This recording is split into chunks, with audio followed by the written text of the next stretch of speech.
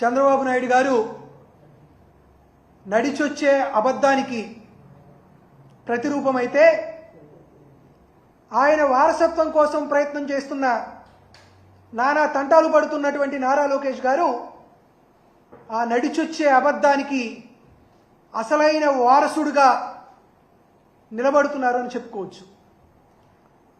వాస్తవానికి అబద్ధాలు మోసాలే తమ రాజకీయ పార్టీకి ఉండాల్సినటువంటి మూల స్తంభాలు అని నమ్మే ఈ తండ్రి కొడుకులు ఇద్దరు కూడా చాలా గౌరవనీయమైనటువంటి విద్యాశాఖ సర్వేల్లో కూడా అసత్యాలను అవాస్తవాలను వండి వాచి లేనిపోని అబద్ధాలను జొప్పించి కొన్ని సర్వేలను కూడా తారుమారు చేసేటువంటి ప్రయత్నం మనకు కనబడుతుంది. విద్యాశాఖ మంత్రి నారా లోకేష్ గారు ఒక ట్వీట్ చేశారు. ఏందయ్యా ఆ ట్వీట్ అంటే, జాతీయ సర్వే సంస్థ అయినటువంటి అసర్ ఆ సర్వేలో జగన్మోహన్ రెడ్డి గారి పరిపాలనలో విద్యా సంస్థల యొక్క ప్రమాణాలు చాలా దిగజారిపోయాయనేది దాని యొక్క సారాంశం. అసలు ఏంటయ్యా ఈ అసర్ సర్వే ఏంది అంటే, ప్రథమ్ అనేటువంటి ఒక స్వచ్ఛంద సంస్థతో అసర్ సర్వే అనేది నిర్వహిస్తారు. అంటే annual status of education report అని. సో ఇది ఆయా రాష్ట్రాల్లో ఉన్నటువంటి డైట్ సంస్థల సిబ్బంది అందరూ కలిసి కొన్ని ప్రాంతాల్లో పర్యటన చేసి విద్యా రంగాల్లో ఉన్నటువంటి మార్పులు చేర్పుల పైన ఒక సర్వే తయారు చేస్తారు. అయితే ఆంధ్రప్రదేశ్ రాష్ట్రంలో ఒక తమాషా జరిగింది.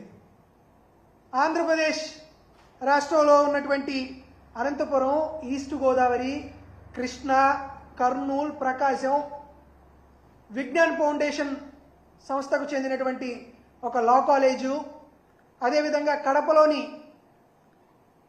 ఎస్ఆర్ ప్రభుత్వ కళాశాలకు సంబంధించినటువంటి మరొక కాలేజీకి సంబంధించినటువంటి సిబ్బంది అందరూ కలిసి ఒక అసర్ రిపోర్ట్ తయారు చేశారు. కూటమి ప్రభుత్వం అధికారంలోకి వచ్చిన నాటి నుండి కేవలం జగన్మోహన్ రెడ్డి గారి పైన, ఆయన పరిపాలన పైన బురద వేయడానికే నిత్యం ప్రయత్నం చేస్తున్నటువంటి నారా లోకేష్ గారు ఈ డైట్ కాలేజీ సిబ్బందిని ప్రభావితం చేసి మొత్తం వివరాలని తారుమారు చేసి తక్కెడమారు అనేటువంటి విధంగా సర్వేని ప్రభావితం చేసి ఒక తప్పుడు సమాచారాన్ని ఒక నివేదిక రూపంలో పొందుపరచడం జరిగింది. ఈ సర్వే కోసం జనవరి 10, 2025 సంబంధించినటువంటి వివరాలన్నీ, అక్కడ దాకా ఉన్నటువంటి వివరాలన్నీ పొందుపరిచారంటే జగన్ గారు చేసినటువంటి మంచి పనులకు నారా లోకేష్ మార్కులు వేస్తాడు అనేటువంటి విషయాన్ని మనం ఎవరన్నా నమ్ముతామా? సరే, యథావత ఈ సర్వే యొక్క సారాంశం ఏంటంటే, చంద్రబాబు నాయుడు గారి గత పాలనలో అంటే 2018లో ఉన్నటువంటి విద్యా ప్రమాణాలను జగన్మోహన్ రెడ్డి గారి హయాంలో దిగజారిపోయాయనేది ఈ సర్వే యొక్క సారాంశం. జగన్మోహన్ రెడ్డి గారిని తప్పుగా చూపించాలని, జగన్మోహన్ రెడ్డి గారి హయాంలో రాష్ట్రంలో ఉన్నటువంటి విద్యారంగం తప్పుడు మార్గం వైపు వెళ్ళిందని చాలా ప్రయత్నాలు చేయడానికి ఈ నివేదికని ప్రభావితం చేశారనేటువంటి విషయం మనకు దాన్ని చూస్తేనే అర్థమవుతుంది. ఎందుకు ఇంత గట్టిగా చెబుతున్నామంటే, ఈ రాష్ట్రంలో బడికి వెళ్ళేటువంటి ప్రతి పిల్లవాడి యొక్క తల్లి గారిని కానీ తండ్రి గారిని కానీ అడగండి, అయ్యా ప్రభుత్వ పాఠశాలలో చదివేటువంటి విద్యార్థులు బాగుండాలని కోరుకుంది ఎవరు? వారు చదివేటువంటి ప్రభుత్వ పాఠశాలలు బాగుపడాలని తప్పించింది ఎవరు? పేద పిల్లలు చదివేటువంటి ప్రభుత్వ పాఠశాలలో గోరుముద్ద లాంటి కార్యక్రమం ఉండాలని ఆరాటపడింది ఎవరు?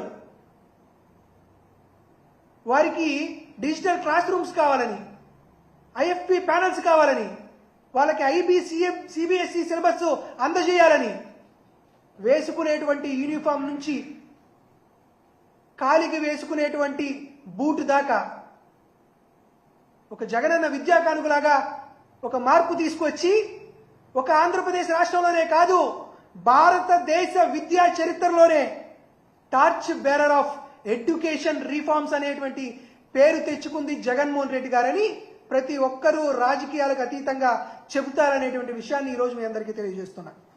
అయినా అటువంటి torch bearer of Indian education reformist అయినటువంటి జగన్మోహన్ రెడ్డి గారి పైన బురద చల్లాలని, ఆయనని మసకబార్చాలని, ఆయన వ్యక్తిత్వాన్ని, ఇటువంటి తప్పుడు నివేదికల్ని సృష్టించడం లోకేష్ గారు చేయడం అనేది సమర్థనీయమైనటువంటి విషయం కాదనే విషయం మీకు తెలియజేస్తున్నా. చంద్రబాబు నాయుడు గారి పరిపాలన, గత పరిపాలన ఒకసారి చూసుకుంటే ఈ పరిపాలన కంపేర్ చేసుకుంటే మీకు ఒక ఆసక్తికరమైనటువంటి విషయాలు మీ ముందుకు తీసుకురావాలనేటువంటి ప్రయత్నం జరుగుతుంది. జగన్మోహన్ రెడ్డి గారు ముఖ్యమంత్రిగా ఉండగా ఫస్ట్ ఫేజ్లో అంటే మొదటి 5-6 నెలల్లోనే నాడు నేడు పేరుతో మొదటి ఫేజ్ కార్యక్రమం చేశారు.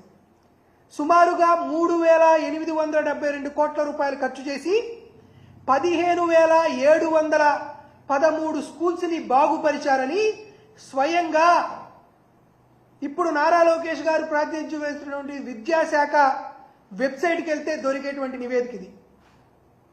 ఇదేదో మేము తయారు చేసింది కాదు. ఈరోజు మీరందరూ ఇంటర్నెట్కి వెళ్ళి ఎడ్యుకేషన్ ఇన్ఫ్రాస్ట్రక్చర్కి సంబంధించినటువంటి వెబ్సైట్లోకి వెళ్తే కనపడుతుంది.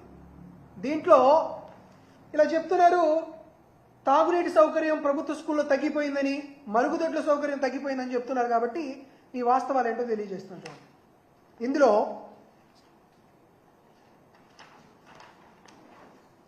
కేవలం construction toilet with running water phase 1లో ఒకసారి మీరు చూడండి, 797 కోట్ల రూపాయలు ఖర్చు చేసి సుమారుగా 14,299 పనులను జగన్మోహన్ రెడ్డి గారి హయాంలో ఫేజ్ 1లో కంప్లీట్ చేశారని నారా లోకేష్ గారే ధ్రువపరుస్తూ తమ వెబ్సైట్లో పెట్టినటువంటి రిపోర్ట్ ఇది.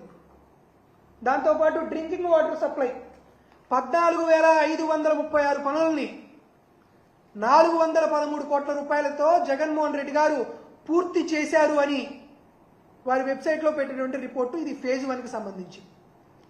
ఫేజ్ 2కి సంబంధించి ఫేజ్ 2లో 22,311 పాఠశాలలు సుమారుగా ఫేజ్ 1 ఫేజ్ 2 సంబంధించి 7,676 కోట్ల రూపాయలు ఖర్చు చేస్తూ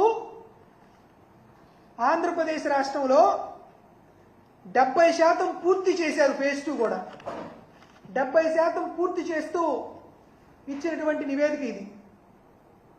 ఇది ఫేజ్ 1 ఫేజ్ 2కి సంబంధించి. దీంతో పాటు ఎన్డీఏ ప్రభుత్వం వారికి, ఇప్పుడు ఉన్నటువంటి ఎన్డీఏ ప్రభుత్వమే 21 డిసెంబర్ 2023వ తేదీన స్వచ్ఛ విద్యాలయ ఇనిషియేటివ్ అనేటువంటి ఒక ప్రోగ్రాంలో వారు ఇచ్చినటువంటి రిపోర్ట్. ఈ రిపోర్ట్లో ఏం చెబుతున్నారంటే,